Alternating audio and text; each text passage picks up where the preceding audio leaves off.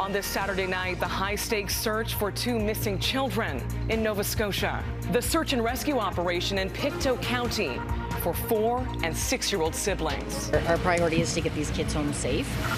Prices are going to go up.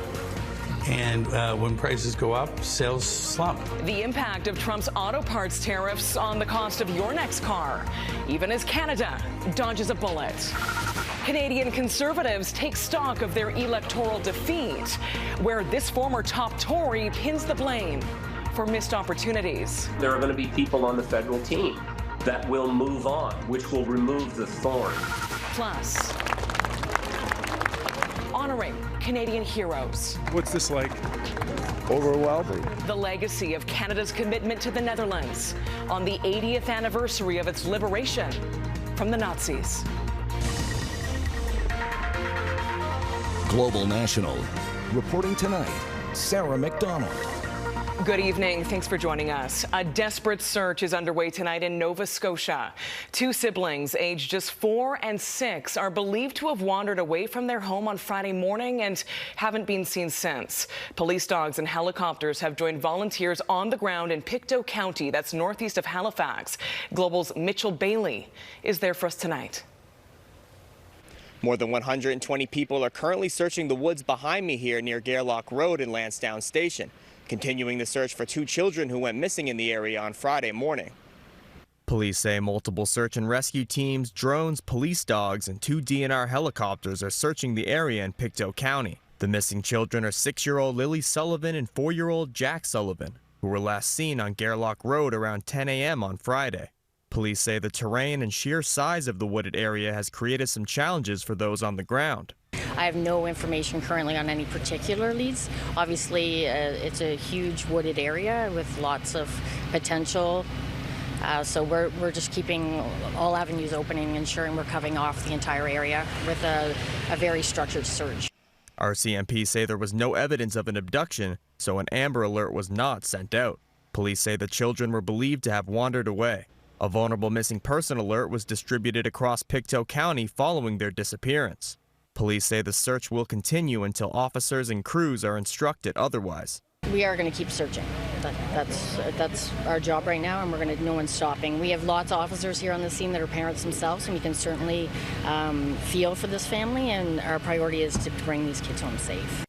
6-year-old Lily Sullivan is described as having light brown hair and might be wearing a pink sweater, pants, and boots. Jack Sullivan has short blonde hair and was wearing blue dinosaur boots at the time of his disappearance. About 160 people in total are helping with the search, most of them being search and rescue volunteers from the surrounding area. Police are asking anyone with knowledge of the children's whereabouts to contact the Pictou County RCMP. People are being asked to stay out of the area to allow for the search to proceed. Mitchell Bailey, Global News, Lansdowne Station, Nova Scotia. A series of memorial masses were held around Vancouver today to honor the victims of last weekend's Lapu Lapu festival tragedy.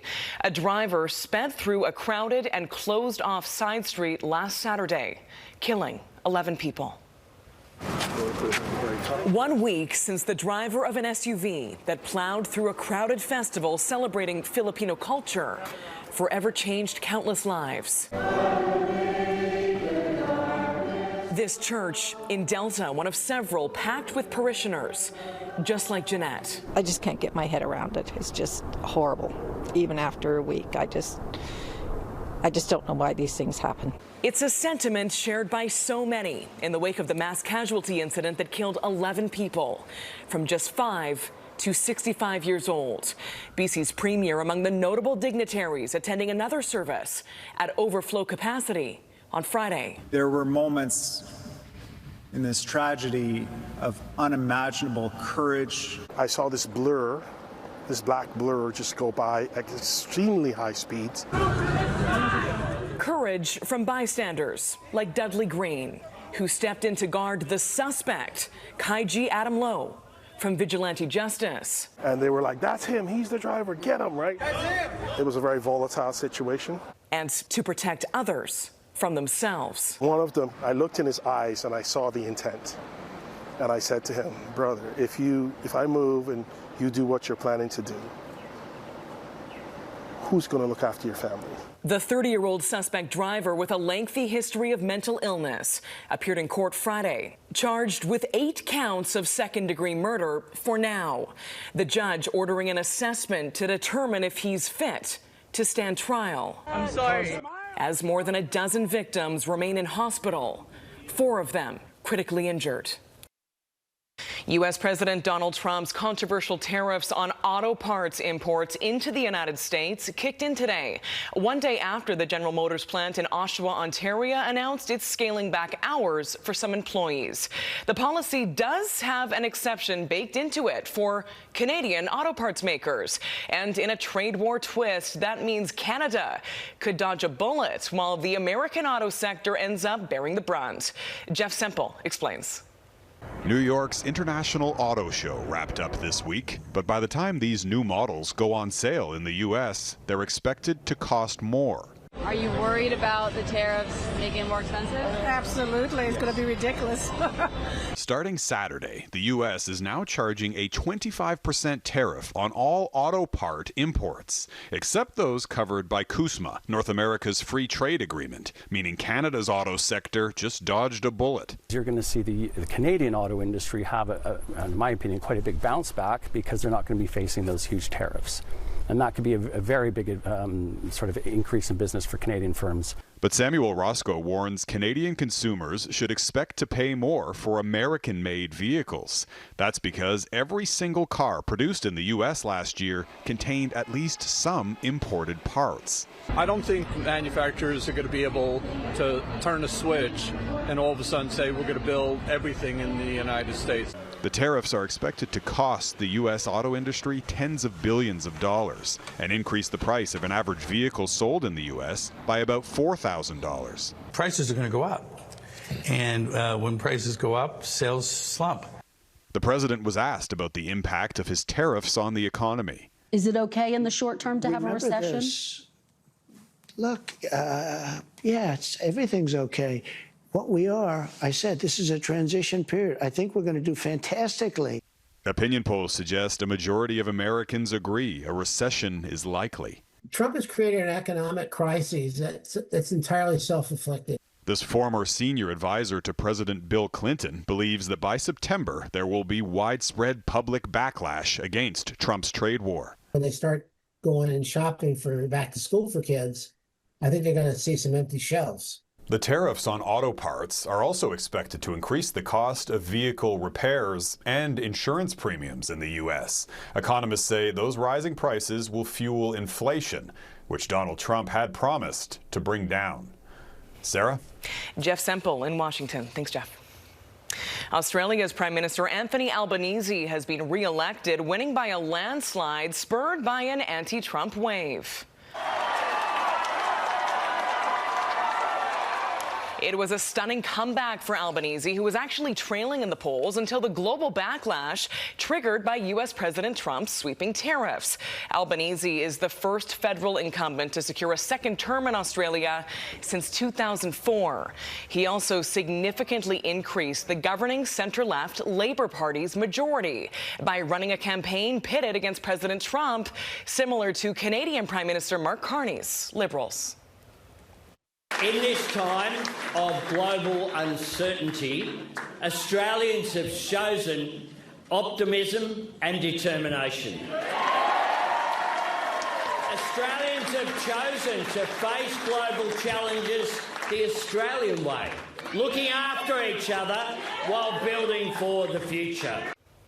Trump dominated headlines during Australia's election, driving voters away from Peter Dutton's conservative-leaning Liberal National Coalition.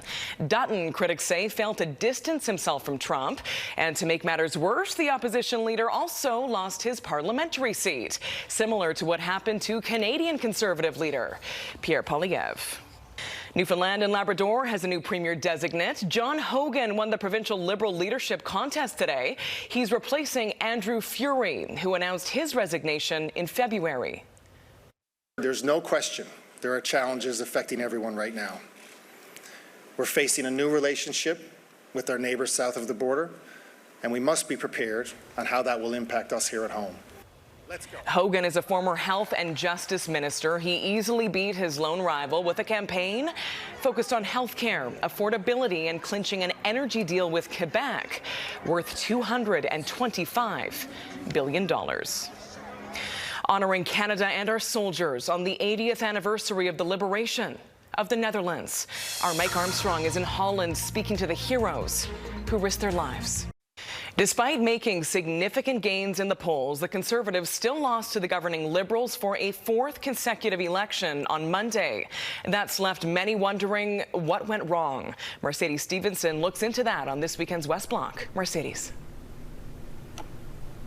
Sarah, as the Conservative Party takes stock after their stinging election loss, there are questions about what needs to change for next time.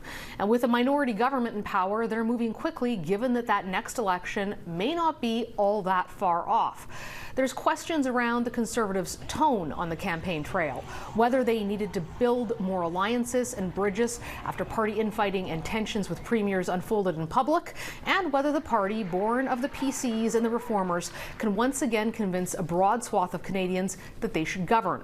One of the biggest questions being debated internally by the Conservatives is whether the team around the leader factored into the loss after blowing a 20-point lead. This week on the West Block, former Harper cabinet minister and one of the fathers of the modern Conservative Party, Peter MacKay, didn't hold back, saying the team at the top has to change if the Conservatives want to win. There are going to be people on the federal team that will move on, which will remove the thorn, if you will, from some of this real or perceived tension. Do you think that one of those people is Jenny Byrne, who's been the campaign manager, very close advisor to Mr. Poilievre, and the person who a lot of people are pointing fingers at? Yes, I do. Jenny Byrne is a longtime top Conservative strategist who also ran Stephen Harper's failed re-election campaign in 2015. Critics have accused Byrne of encouraging an abrasive tone in the campaign that didn't resonate with Canadians. They felt she alienated Conservative allies and that she changed directions too late in the campaign to deal with Trump and tariffs. But Byrne's defenders say the party took more of the popular vote than it has in years and gained seats in Ontario. Sarah? Ottawa Bureau Chief Mercedes Stevenson. Thank you. Ahead, legendary filmmaker David Cronenberg on the surprising reason he stayed in Canada to hone his craft. That's next.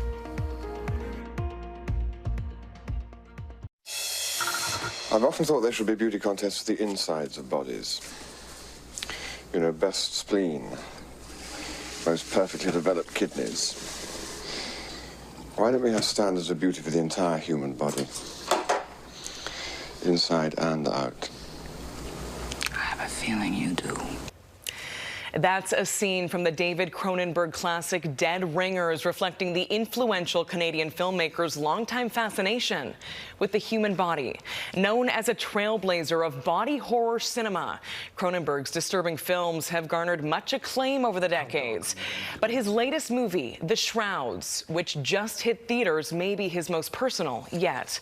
Our Eric Sorensen sat down with Cronenberg to discuss the film, as well as the challenges the now acclaimed director faced when he first started making movies more than 50 years ago. You lost your wife in 2017. Is there something you were exploring in this film that was very personal to you? Yeah, well, it was the death of my wife was the instigator of this movie. I wouldn't have made this movie. I wouldn't have thought to write it, I don't think, if it hadn't been for that.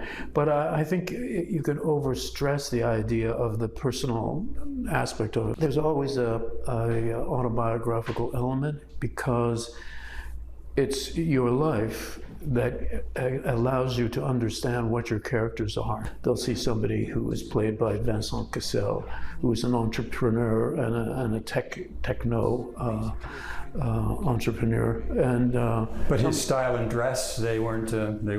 Well, David I wouldn't say the dress was the same, but no, I had to say that I didn't cast Vincent because of his hair, which is similar to mine.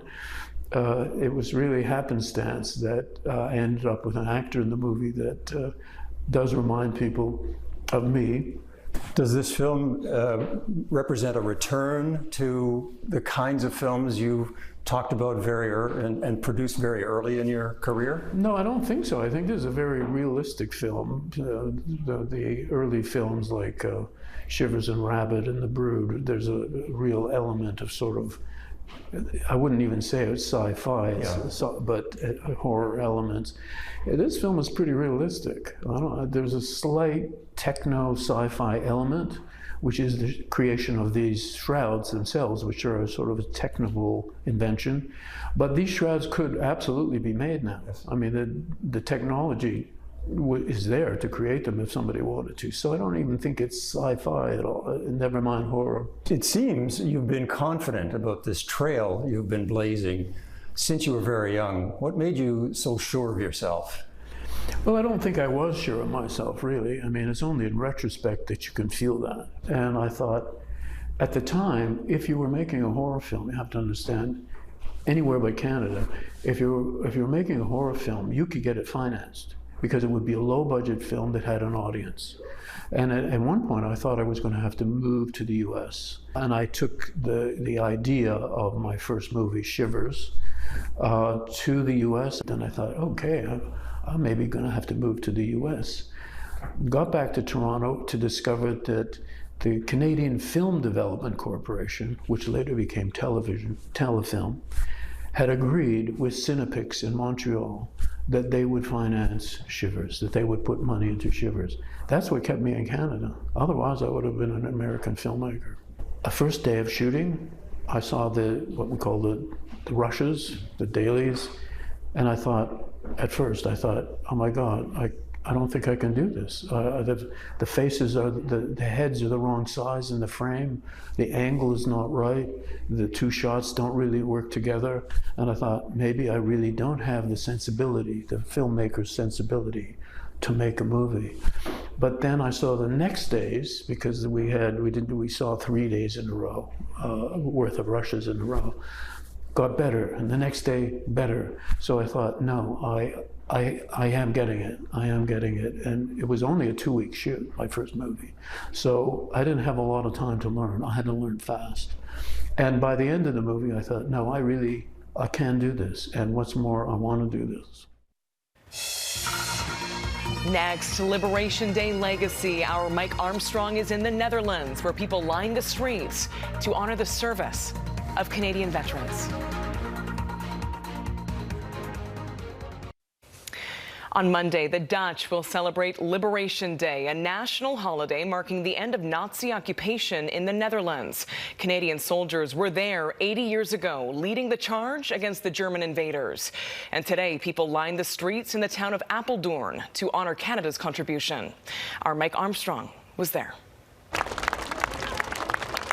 If you've ever wanted a way to feel good about being Canadian, this is a way that works.